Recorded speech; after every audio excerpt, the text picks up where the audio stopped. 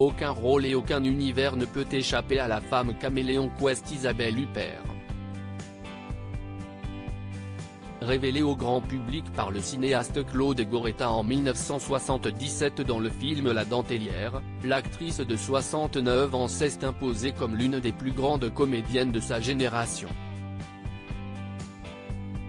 Alors qu'on vient de la voir dans le thriller haletant La syndicaliste de Jean-Paul Salomé, elle est flamboyante dans la comédie policière menée par François Ozon, Mon crime. Elle retrouve ainsi le cinéaste qui l'a brillamment dirigée dans 8 femmes, dans des costumes de stars vieillies du cinéma muet.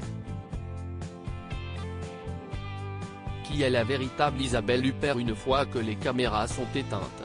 Elle est très discrète sur sa vie sentimentale, partageant depuis des décennies sa vie avec le producteur et distributeur de films Ronald Chama.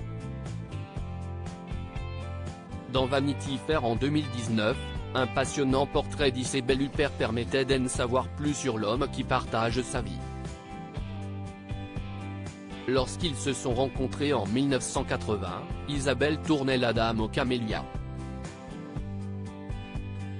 Ronnie était l'assistant du réalisateur Mauro Bolognoni. Elle avait 27 ans et lui allait sur la trentaine.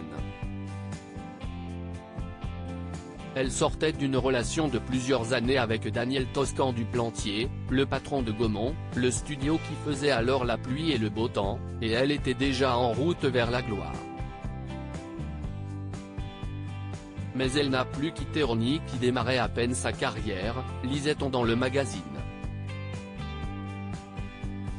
La cinéaste Catherine Breillat aura alors cette phrase amusante dans la revue à propos de ce couple discret, parent de Lolita, 39 ans, Lorenzo, 35 ans, et Angelo, 25 ans, elle a marabouté son homme. Grâce à lui, elle ne sacrifie rien, ni sa famille ni son art, les seules choses qui comptent vraiment pour elle. Grâce à lui, surtout, elle n'a jamais sombré dans la folie comme d'autres actrices. Impossible d'obtenir les propres mots de Monsieur Isabelle Huppert. Celui qui s'est spécialisé dans la restauration de films anciens ne s'exprime jamais sur sa compagne. Thierry Frémaux, figure du Festival de Cannes, dira de lui qu'il est un homme délicieux, drôle, cultivé, qui passe sur les tournages de sa bien-aimée ou assiste aux cérémonies qui la récompensent.